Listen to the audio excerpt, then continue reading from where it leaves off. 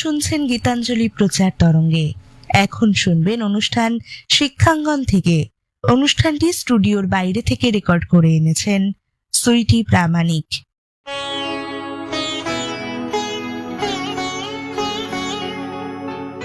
গঙ্গার কোল ঘেঁষে গড়ে ওঠা ইতিহাস ও ঐতিহ্যের শহর চন্দননগর। আর এই শহরেরই বুকে শিক্ষা ও সংস্কৃতির এক অনন্য তীর্থক্ষেত্র চন্দননগর বঙ্গবিদ্যালয়। 1881 সালে যে আলোকশিখা প্রজ্বলিত হয়েছিল তা পথ চলতে চলতে আজ দাঁড়িয়ে আছে সার্ধ শতবর্ষের দোরগোড়ায়। এই শহরের বুকে সবচেয়ে বেশি শিক্ষার্থীর কোলাহল আর কলরবে মুখরিত যে প্রাঙ্গণ, আজ আমরা উপস্থিত ঠিক সেইখানেই। হাওড়া স্টেশন থেকে মেন লাইনের বর্ধমান বা ব্যান্ডেল লোকালে চেপে মানকুণ্ড কিংবা চন্দননগর স্টেশন পৌঁছে সেখান থেকে টোটো ধরে সোজা তিনমাথা বা জ্যোতির্মোড়, আর সেখানেই কিন্তু রয়েছে এই বিদ্যালয়। এই ঐতিহ্যবাহী যাত্রার সূচনাতেই আমরা কথা বলে নিয়েছি এই বিদ্যালয়ের শ্রদ্ধেয় শিক্ষক শ্রী মনীষ পান্ডা মহাশয়ের সঙ্গে। নমস্কার, আমি চন্দননগর বঙ্গবিদ্যালয়ের একজন সহশিক্ষক শ্রী মনীষ পান্ডা। আমাদের এই বিদ্যালয় যখন গোটা রাজ্য জুড়ে ঈশ্বরচন্দ্র বিদ্যাসাগরের অনুপ্রেরণায় শিক্ষা প্রসারের জন্য দিকে দিকে বঙ্গবিদ্যালয় গড়ে ওঠে, তখন এই চন্দননগর দক্ষিণ অঞ্চলের কিছু মানুষ, সময়টা 19বিংশ শতাব্দীর 7 দশকের শেষ ভাগ, তারা লক্ষ্য করেন যে এখানে একটা ফরাসি ইনস্টিটিউট ছাড়া এই এলাকার বাচ্চাদের পড়াশুনোর সুযোগ খুব কম। কিছু বিদ্যোৎসাহী ব্যক্তি উদ্যোগ নেন একটি বিদ্যালয় স্থাপনের। জনসাধারণের স্বেচ্ছা দানে, গঠিত তহবিলের সাহায্যে এবং তৎকালীন ফরাসি সরকারের অনুমোদন নিয়ে সময়টা 1288 সালের বৈশাখ মাস, অক্ষয় তৃতীয়ার পুণ্য দিন, ইংরেজির 1881 সালের 11ই মে, একটি ভাড়া ঘরে রামেশ্বর খাঁর তেমাথাস্থিত ভাড়া বাড়ি উনি স্বেচ্ছায় আমাদেরকে দেন। এই বিদ্যালয়টা স্থাপিত হয় প্রাথমিক বিদ্যালয় স্বরূপ। ছাত্রের সংখ্যা ক্রমশ বেড়েই চলে। তখন রাখালদাস বন্দ্যোপাধ্যায় এবং কালিদাস বসু এই দুজন ব্যক্তি এগিয়ে আসেন। তাদের কর্মোদ্যোগে এবং অক্লান্ত প্রচেষ্টায়, বিভিন্ন আর্থিক সহায়তায় এবং গোন্দলপাড়ার জমিদার গোপালচন্দ্র মুখোপাধ্যায়, মানকুণ্ডু রামেশ্বর খাঁ, এরা সকলে এগিয়ে এসে আজকের এই যে বিদ্যালয়, এই বিদ্যালয়ের এই যে কলেবর, সেই জায়গাটাকে সম্ভব করেন। ভাড়া থাকাকালীনই 5 কাঠা জমি ক্রয় করা হয়। চন্দননগরের বিখ্যাত ব্যক্তি দুর্গাচরণ রক্ষিত মশায়, তিনি তার ভিত্তিপ্রস্তর স্থাপন করেছিলেন। পরবর্তী সময়ে বিদ্যালয়ের ছাত্র সংখ্যা আরো বাড়তে থাকে। তখন এখানে পাশে ঘটক বাড়ির একটি পুকুর ছিল, তারা স্বেচ্ছায় সেটা দান করেন। সেই জমিতেও আমাদের এই বিদ্যালয়ের যে শ্রেণীকক্ষগুলো, সেগুলো বিস্তার লাভ করে। ক্রমশ 1947 সালে চন্দননগর যখন মুক্ত নগরী হয়, তারপরে চন্দননগর স্বাধীন হয়, ভারত সরকার পশ্চিমবঙ্গ সরকারের সাথে যুক্ত হয়, তখন এই বিদ্যালয়গুলো পরিচালনার দায়িত্ব চন্দননগর পৌর নিগম গ্রহণ করে এবং আজও সেই ধারা চলছে। চন্দননগর পৌর নিগমের শিক্ষা সমিতি দ্বারা পরিচালিত হয় এই বিদ্যালয়গুলো।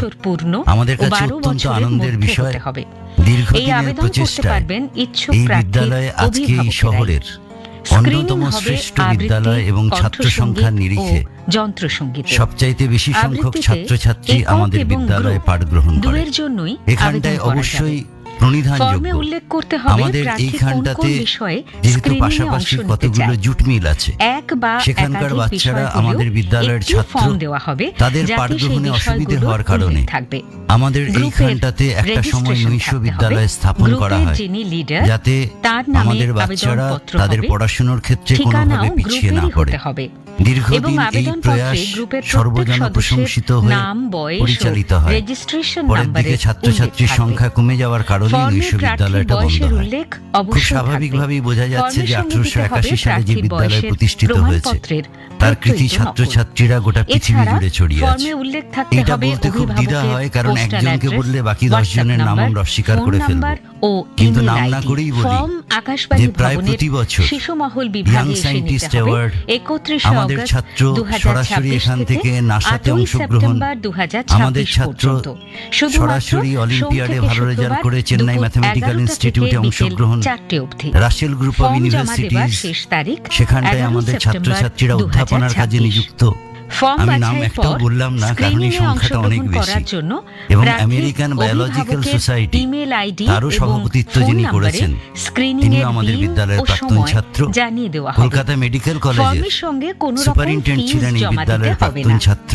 আবেদন এই করতে সংখ্যা হবে অনেক। এই ঠিকানায়। আমি সচেতনভাবে শিশু একটিও বিভাগ, নাম করলাম না, প্রযত্নে কারণ কেন্দ্র এই তালিকা অধিকর্তা, অনেক দীর্ঘ। আকাশবাণী কাজেই ভবন, ইডেন বলতেই গার্ডেন্স, থাকবো, ইতিহাস কলকাতা চলতেই থাকবে, 700 তাই খুব ভালো এখনই থেমে 001। যাওয়া। ধন্যবাদ। আবারও জানাচ্ছি, ফর্ম আকাশবাণী ভবনের স্যারকে শিশু মহল আন্তরিক বিভাগে ধন্যবাদ এসে এবং দিতে কৃতজ্ঞতা হবে। জানাই। 31 তিনি আগস্ট অত্যন্ত সুন্দরভাবে তুলে 2026 ধরেছেন থেকে এই 8ই স্কুলের সেপ্টেম্বর সুদীর্ঘ ইতিহাস 2026 ও পর্যন্ত পথ চলার কথা। শুধুমাত্র সোম থেকে শুক্রবার ইতিহাসের দুপুর আঙিনা 11টা পেরিয়ে থেকে এবারে চলুন বিকেল একটু 4টে শৈশবে ফেরা যাক। ফর্ম জমা দেবার রবীন্দ্র শেষ চেতনার তারিখ এক অপূর্ব 11 ছোঁয়া নিয়ে সেপ্টেম্বর এবারে 2026। বিশ্বকবি রবীন্দ্রনাথ ঘোষণাটি ঠাকুরের শেষ সেই হলো। জনপ্রিয় কবিতা আবৃত্তি করে শোনালেন এই বিদ্যালয়ের এক ছাত্র। আসুন শুনি লুকোচুরি। নমস্কার, আমি শ্রেয়ান ব্যানার্জি। আমি ষষ্ঠ শ্রেণীর খ বিভাগের ছাত্র। আজ আমি আপনাদের কবিগুরু রবীন্দ্রনাথ ঠাকুরের লেখা লুকোচুরি কবিতা আবৃত্তি করে শোনাব। আমি যদি দুষ্টুমি করে চাপার গাছে চাপা হয়ে ফুটি, ভোরের বেলা মাগো ডালের পরে কচি পাতায় করি লুটোপুটি, তবে তুমি আমার কাছে হারো, তখন কি মা চিনতে আমায় পারো? তুমি ডাকো, খোকা কোথায় ওরে? আমি শুধু হাসি চুপটি করে। যখন তুমি থাকবে যে কাজে নিয়ে, সবই আমি দেখব নয়ন মেলে। স্নানটি করে চাপার তলা দিয়ে আসবে তুমি পিঠেতে চুল ফেলে। এখান দিয়ে পুজোর ঘরে যাবে, দূরের থেকে ফুলের গন্ধ পাবে। তখন তুমি বুঝতে পারবে না সে তোমার খোকার গায়ের গন্ধ আসে। দুপুরবেলা মহাভারত হাতে বসবে তুমি সবার খাওয়া হলে।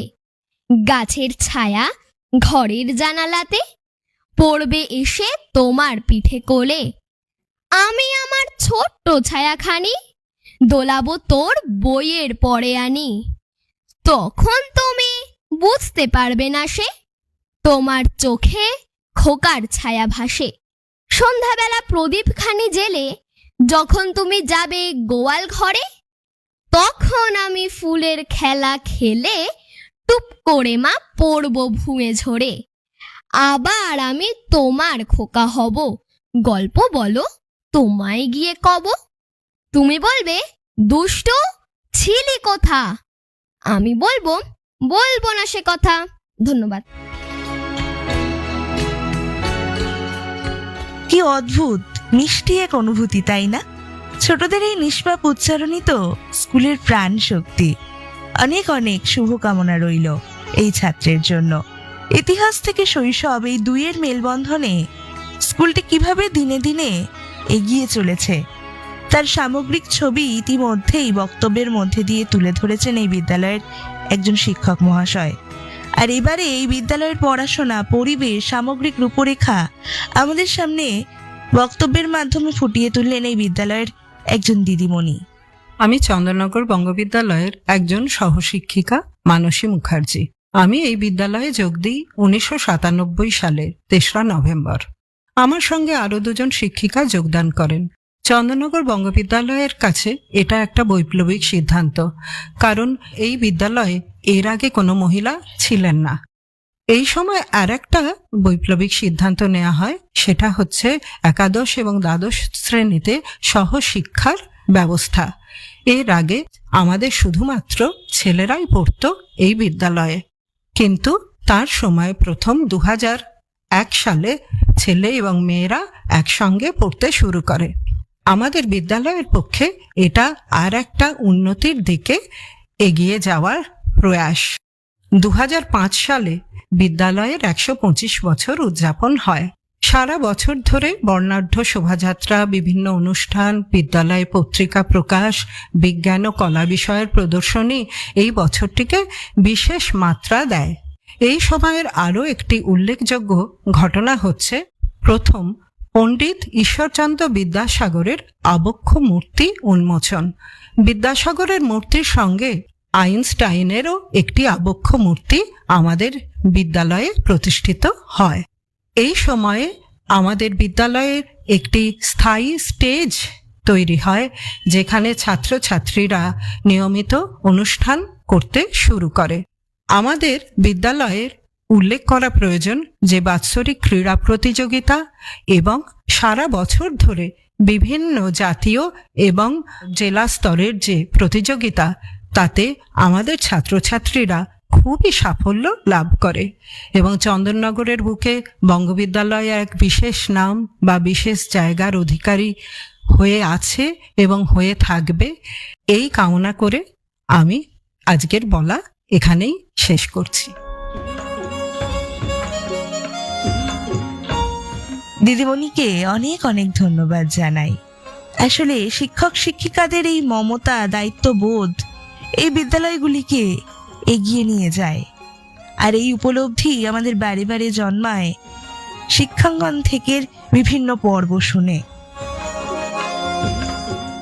একটু আগেই বিশ্বকবি রবীন্দ্রনাথ ঠাকুরের একটি আবৃত্তি পরিবেশন করে শুনিয়েছেন এই বিদ্যালয়ের এক ছাত্র, আর এবারে বিদ্রোহী কবি কাজী নজরুল ইসলামের একটি গান শোনার পালা এই বিদ্যালয়ের এক ছাত্রের কণ্ঠে।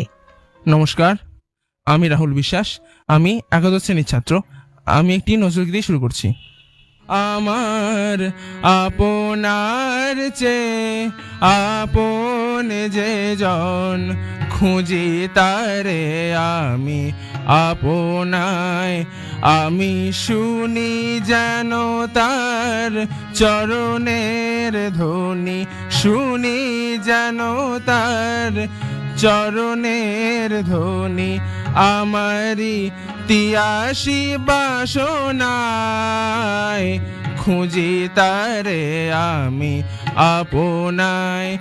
আমার আপনার চেয়ে আপন যে জন, খুঁজি তারে আমি আপনায়।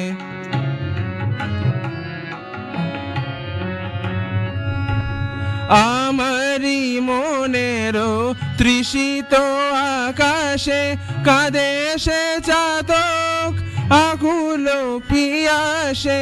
আমারি মনেরও তৃষিত আকাশে কাঁদে সে চাতক আকুল পিয়াসে। কভু সে চকর সুধা চোরাসে, কভু সে চকর সুধা চোরাসে। নিশীথে স্বপনে জোছনায়, খুঁজি তারে আমি আপনায়। আমার আপনার চেয়ে আপন যে জন, খুঁজি তারে আমি আপনায়।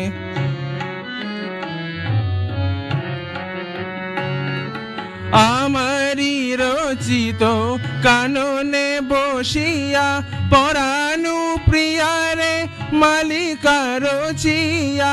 আমারি রচিত কাননে বসিয়া পরাণু প্রিয়ারে মালিকা রচিয়া।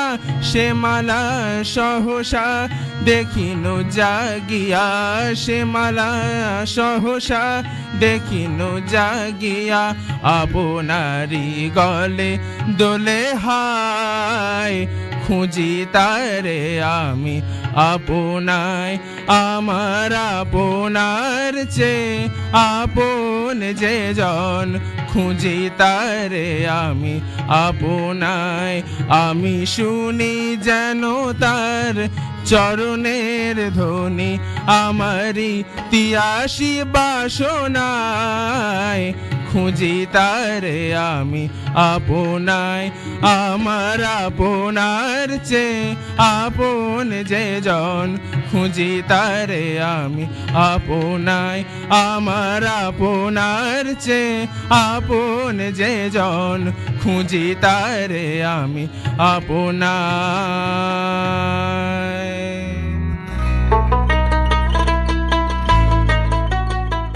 এমন সুমধুর একটি গান শোনানোর জন্য অনেক অনেক ধন্যবাদ আর শুভকামনা জানাই। জানেন তো, যে কোনো বড় প্রতিষ্ঠানের অগ্রযাত্রায় প্রয়োজন একজন দক্ষ কাণ্ডারীর, যিনি আলোকবর্তিকা হাতে দলকে এগিয়ে নিয়ে যান সামনের দিকে।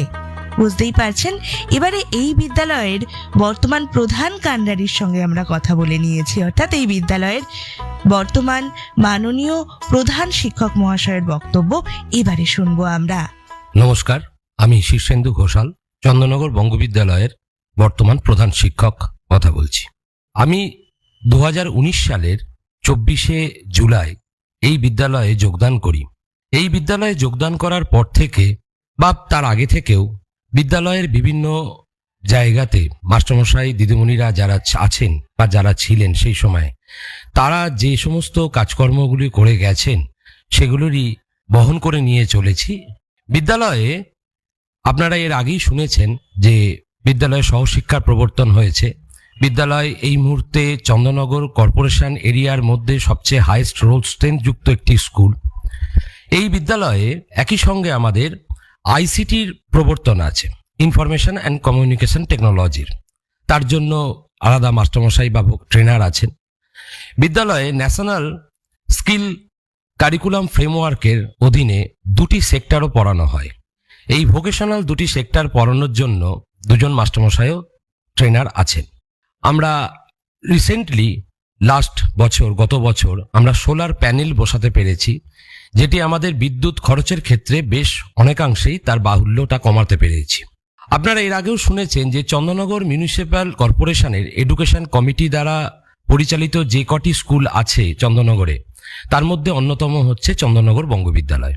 এই বঙ্গবিদ্যালয়ের আরেকটি লিগ্যাসি হচ্ছে বিদেশি ভাষা হিসেবে ফ্রেঞ্চ পড়ানো হয়। এই ফ্রেঞ্চ আমাদের 7ম এবং 8ম শ্রেণীতে তৃতীয় ভাষা হিসেবে সংস্কৃতের পাশাপাশি এই ফরাসি বিষয়টিও পড়ানো হয়। ছাত্রছাত্রীর সংখ্যা এই মুহূর্তে প্রায় 2000-এর কাছাকাছি এবং তারা বিভিন্ন আর্থসামাজিক গোষ্ঠী থেকে তারা আসেন। ফলে আমাদের বিদ্যালয়ের যে পিএম পোষণ প্রকল্প অর্থাৎ মিড ডে মিল, পূর্বতন মিড ডে মিল প্রকল্প, সেই প্রকল্পে প্রচুর ছাত্রছাত্রী তারা আমাদের এই মিড ডে মিল প্রকল্পে অংশগ্রহণ করে থাকে। বিদ্যালয়ের একটি সক্রিয় প্রাক্তনীদের সংগঠন আছে। এই প্রাক্তনী বহুদিন থেকেই বিদ্যালয়ের রক্তদান শিবির থেকে শুরু করে চক্ষু শিবির, স্বাস্থ্য পরীক্ষা, ছাত্রছাত্রীদের জন্য বিভিন্ন উন্নতিকল্পে তাদের কাজ এবং সর্বোপরি পরিবেশ রক্ষাতে তাদের ভূমিকা সর্বদা অগ্রগণ্য। এই বিদ্যালয় 1881 সালে যখন প্রতিষ্ঠা হয়েছে, অর্থাৎ আগামী 2030 এই বিদ্যালয়ের সার্ধ শতবর্ষর অনুষ্ঠানে শুরু হতে চলেছে। আশা করব এই বক্তব্যের মাধ্যমে বিদ্যালয়ের যেখানে যেখানে প্রাক্তনীরা আছেন তারা সকলে সমবেতভাবে তারা ওই সময়তে আসবেন এবং তারা বিদ্যালয়ের বিভিন্ন রকমের অনুষ্ঠানে তারা সক্রিয় ভূমিকা নেবেন, এই আশা বিদ্যালয়ের প্রধান হিসেবে আমি সকলের কাছে করজোড়ে আমি আবেদন করছি।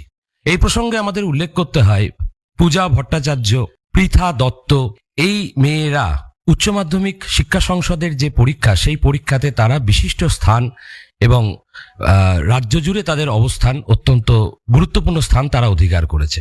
বিদ্যালয়ে এনসিসি করানো হয় এবং জয় হিন্দ বাহিনীও আছে।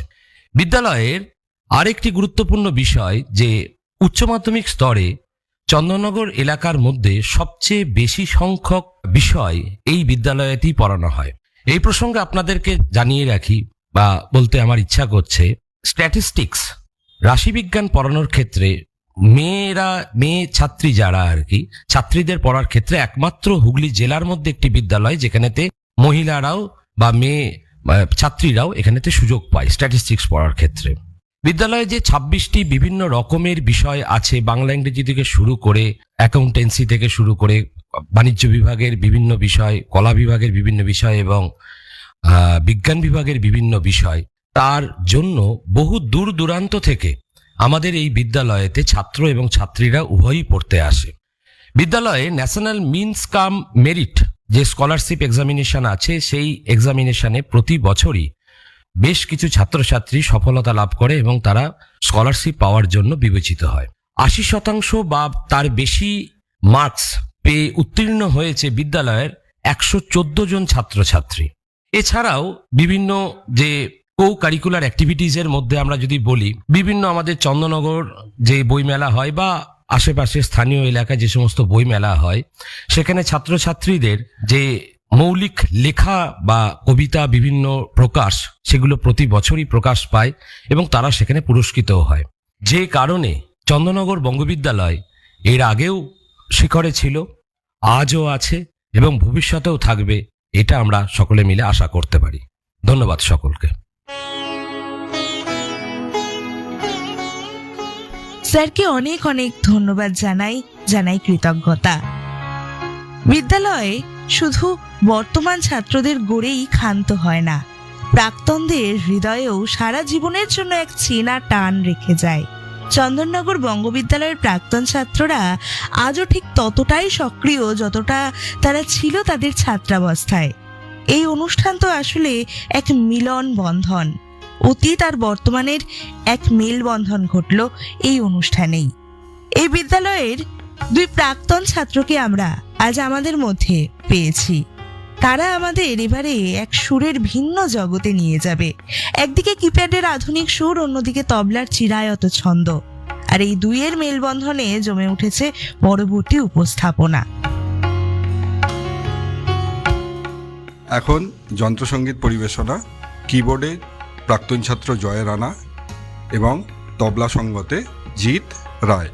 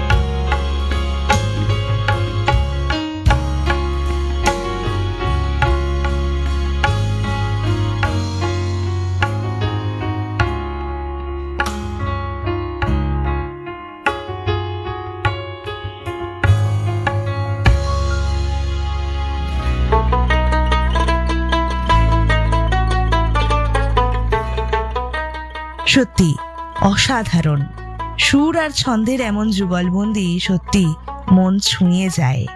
ধন্যবাদ 2 প্রাক্তন ছাত্রকে।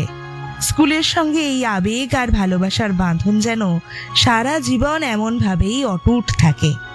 কিন্তু দেখুন, ঘড়ির কাঁটা কিন্তু থেমে থাকে না, আর সময়ের নিয়মেই এবার আমাদের বিদায় নিতে হবে। কিন্তু কিছু বিদায় তো সত্যি বিদায় হয় না, আসলে স্মৃতির অ্যালবামে নতুন কিছু পাতা যোগ করে যায়। চন্দননগর বঙ্গবিদ্যালয়ের এই প্রাঙ্গণ, ইট কাঠের দেওয়াল, দেওয়ার আগে চলুন এই বিদায় বেলাকে একটু সুন্দর করে তুলি। এই বিদ্যালয়েরই একজন শ্রদ্ধেয় শিক্ষক মহাশয়ের কণ্ঠে তাঁরই রচিত একটি কবিতার কিছু লাইন শুনতে শুনতে আজকের মতো ইতি টানবো অনুষ্ঠানের।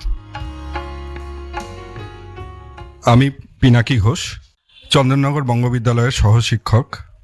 আমার নিবেদন স্বরচিত কবিতা না দেওয়া চিঠি। রাই আর রূপ 2 ভাই বোন বাবার সাথেই থাকে। ঘুম থেকে ওঠা, স্কুল চলে যাওয়া, দেখতে পায় না মাকে। বাড়ি ফিরে এলে বুড়ি আয়া দিদি মুখে তুলে দেয় গ্রাস। এমনই আদতে কেটে যায় দিন, দিন থেকে কাটে মাস। ভাই বোন জানে মাম আছে কাজে, পুনে না ব্যাঙ্গালোর। যদি ফিরে আসে পুজোর ছুটিতে, মজা হবে খুব জোর। বাবা কাজে যায়, সন্ধে ফেরে, ফিরে কিছুক্ষণ ছুটি, বাবাকেই পায়, দেখতে পায় না মাকে ভাই বোন দুটি। রাই সবে টুয়ে, রূপ কেজি ক্লাস, ওরাও বোঝে তো কিছু, ফোনে কথা মানে রাগারাগি শুধু, বাবার দুচোখ নিচু। শোনা যায় চাপা ওই পাশ থেকে মামের কঠিন স্বর, এনা ফারুডি, বলেছি তো আগে, কোর্টে এসো এর পর। কোর্ট মানে রাই, খেলা মাঠ বোঝে, চারপাশ দাগে ঘেরা, এমন মাঠেতে কি খেলা খেলবে ঝগড়া করছে যারা। ছোট্ট মাথায় ঢেউ খেলে যায় ভাবনার রকমারি, ভাইকে বোঝায়, নিজেও সে বোঝে, মাম ফিরবেই বাড়ি। ভাই বোন ওরা, বাবা সাথে থাকে, তবু মাকে দরকার। শিশু মন শুধু যোগ করা জানে, 2 আর 2 4। সেই যোগফল রূপের হাতেই লিখে রেখেছিল রাই, পাছে বাবা দেখে হাত মুঠো করে ঘুমিয়ে পড়েছে ভাই। এরপর রাত ঘন হয়ে গেলে মুঠো যেন খোলা খাম, নীল কালি দিয়ে আঁকা বাঁকা লেখা, প্লিজ কাম ব্যাক মাম। শুনছিলেন অনুষ্ঠান শিক্ষাঙ্গন থেকে। অনুষ্ঠানটি স্টুডিওর বাইরে থেকে রেকর্ড করে এনেছেন সুইটি প্রামাণিক।